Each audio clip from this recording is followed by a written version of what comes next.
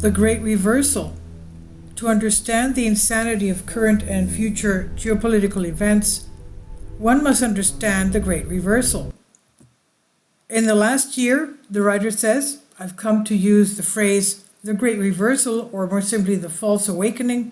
I still need to explain why I use this term and what exactly it means, although I'm sure readers and viewers will have mostly figured it out by now. I define the Great Reversal as follows. A false awakening whereby the regularly awakened masses of freedom lovers are deceived once again into the trap of false heroes and messiahs and secretly manipulated to support their own enslavement. Essentially, I believe that the rise of actors like Elon Musk, Donald Trump, Tucker Carlson, and other figures is part of an ongoing false awakening where many freedom lovers around the world are turning to these figures as the last line of defense against the order of predators, the technocratic state. Despite the attacks on Trump's and Musk, their actions reveal their true character. I have documented excessively the ways in which Donald Trump serves the swamp and is no friend of liberty. As I write this, Donald Trump has just announced that his choice for vice president is the member of a steering committee of the Bilderberg Group. I know this will be hard for some to accept in light of the attempted assassination, but read on. Meanwhile, Musk is promoting brain chips, transhumanism, using Starlink satellites to support the war in Ukraine, and generally promoting a worldview that looks a lot like World Economic Forum's Fourth Industrial Revolution.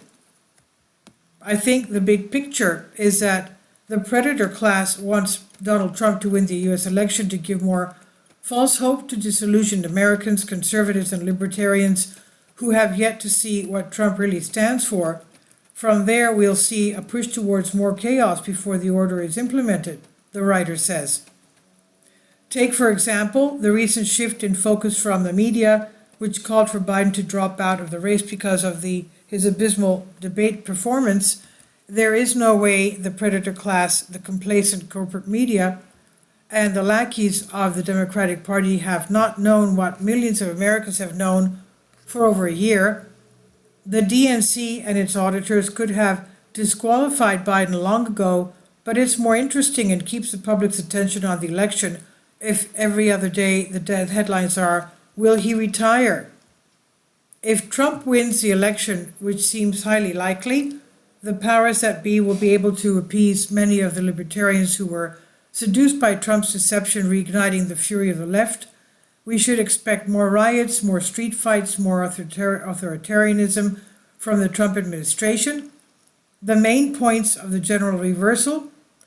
The writer says, I first heard the term general inversion from a Christian content creator, possibly Alexandra. Although I do not share her Christian view, I think she is correct in her analysis. After the assassination attempt, Alexandra reminded her readers of TGI's existence. The concept of the Great Reversal suggests that major social events are manipulated or staged to create a particular narrative or achieve certain goals. Violent incidents, especially those involving prominent figures, create fear and uncertainty in the population. This fear can be exploited to introduce new policies, increase surveillance, or justify authoritarian measures. In this case, it's likely to favor the soft side of the agenda, which is about scrutinizing existing institutions and making changes. They want to change the narrative and continue to push the reversal forward. In an earlier blog, Alexander defines IGC more precisely. The reversal represents the transition from the current world order to the new world order, but not in a way most people are conditioned to expect it. It's the reversal of darkness to light. The Great Reset darkness before the Great Awakening light. Globalists make up most of the dark side. They are identified by their beliefs. For the purposes of this article, anyone in the public who opposes globalist ideals will be considered to be in favor of the soft side of the agenda and all that it entails, the opposite. Right now, it's globalization. centralization, mass censorship, the Great Reset, etc., versus nationalism, decentralization, free speech, the Great Awakening, sovereignty, etc. Inversion, the word inversion means the act of inverting something or the state of being inverted, a twist. It's a twist. In some cases, reversal is the opposite, dark and light, hot and cold, etc. These opposites are poles apart. The poles consist of two opposite ideas that differ only in degree in which are united by an axis. This discussion of poles and ideas that seem opposed but actually align in one way or another is essential to our discussion.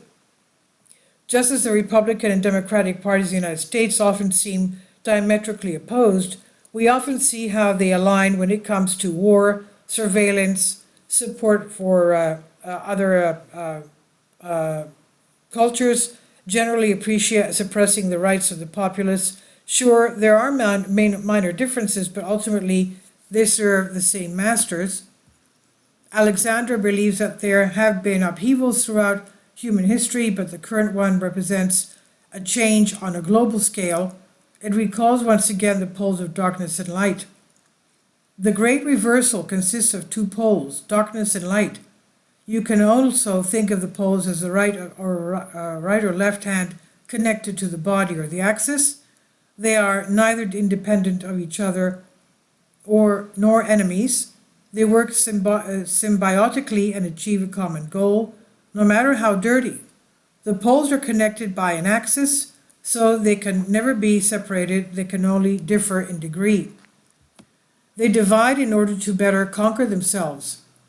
I agree with Alexander's assessment and believe that we can go further back in time to find sources that warn us of a similar phenomenon.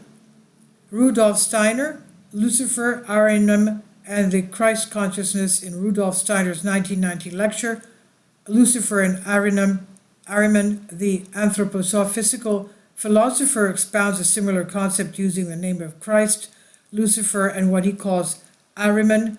And again, although I'm not a Christian, the writer says, I think Steiner's analysis can be applied to our current circumstances regardless of our religious beliefs or lack thereof.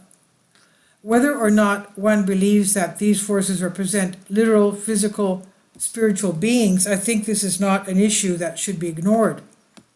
Steiner believes that there were two evil forces, one in the form of Lucifer, the other form of Ahriman. Although these two forces appear and embody differently, they are actually one on the same plane of existence, with the Christ energy being above and beyond these two forces. The Steiner online library reports that Steiner warned that humanity must take a conscious middle course between the two tempting forces of Lucifer and Ahriman. While Lucifer could be seen to represent the false light, with an emphasis on spiritual practices that lead people away from the Christ energy, Ahriman represents materialism and a more mechanical, static energy. While these two forces appear to work against or in opposition to each other, they actually work increasingly together over time. And just as there was the ultimate incarnation on Calvary, the incarnation of Christ in the man Jesus of Nazareth, there was a real incarnation of Lucifer in Far Asia in the 3rd millennium BC. Steiner said during his lecture, there, and the source of inspiration for much of ancient civilization was what can only be described as an earthly incarnation of Lucifer in a flesh and blood man. I never even heard of that. Anyway, going on with this article, however, these incarnations were not the only ones to come. Steiner declared that before even a part of the 3rd millennium of the post-Christian era has passed, there will be in the West a true incarnation of Ahriman in the flesh, that is, the devil in the flesh. Although Steiner claims that the forces of Lucifer and Christ are most familiar to humanity, he warns that humanity is woefully uninformed and unprepared for Ahrimanic energy. If Ahriman could slip into a humanity unaware of his coming, it would please him in the highest degree. For this reason, they must come to light. Events and threads that Ahriman is working on for his future incarnation, Steiner warns. The time has come for every man to learn what trends and events around him are the machinations of Ahriman in order to help him prepare for his next incarnation. Steiner also warns that in his time, people no longer value spirit for spirit's sake or soul for soul's sake, and are captivated rather by what is considered useful. He claims that nationalism also benefits Ahriman and represents an opportunity for him to take over humanity. Anything that can divide people into groups, anything that can distance them from mutual understanding around the world and create gaps between them, strengthens the Ahriman impulse, Steiner said. According to him, blood ties have ceased to be the decisive factor in human relations, but if nationalism continued, it would play directly into the hands of Ahriman. Steiner also warned that Ahriman's interests are furthered by the capture of humanity by political parties. As in Alexander's discussion of the poles, Steiner sees these two forces are representing opposite poles with similar goals and outcomes.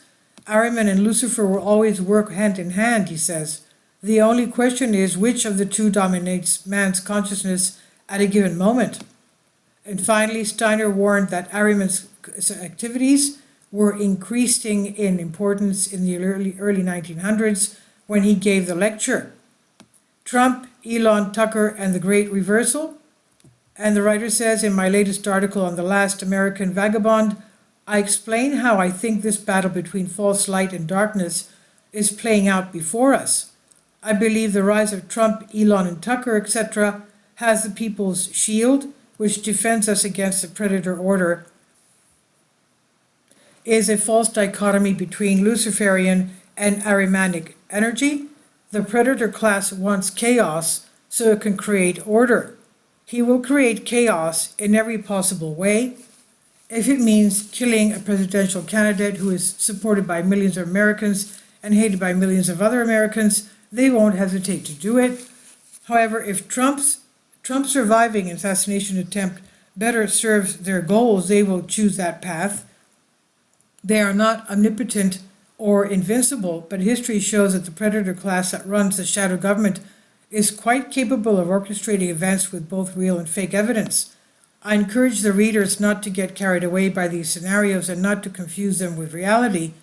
This narrative is meant to create chaos and draw more people into the travesty of politics and rigged elections. The chaos has just begun. Statist fantastics left and right will continue to fight for the ring of power, each vowing that Trump is the only way to stop Biden and the communists, or that Biden is the only sure bet to keep Trump from returning to power. Both are right, and they are selling the false dichotomy to Americans who have yet to understand that politics is not the answer to our problems. Regardless of who is behind the assassination attempt on Donald Trump, the incident will be used to further bolster support for the corrupt political system and further fuel division among American people. I encourage readers to hold on to their values and principles and not be swayed by false prophets who are presented to you only to promote the same agendas they claim to fight. And the source is the Conscious Resistance Network via Marie-Claire Tellier from Dippin' News. Please leave your comments. Thank you for your support. Please support my Patreon account. The daily posts are 5 videos daily, and they are totally different from what I have on my YouTube channel. Thank you so much for your support and that you find all my content so interesting. You'll find the Patreon account details in the description box below.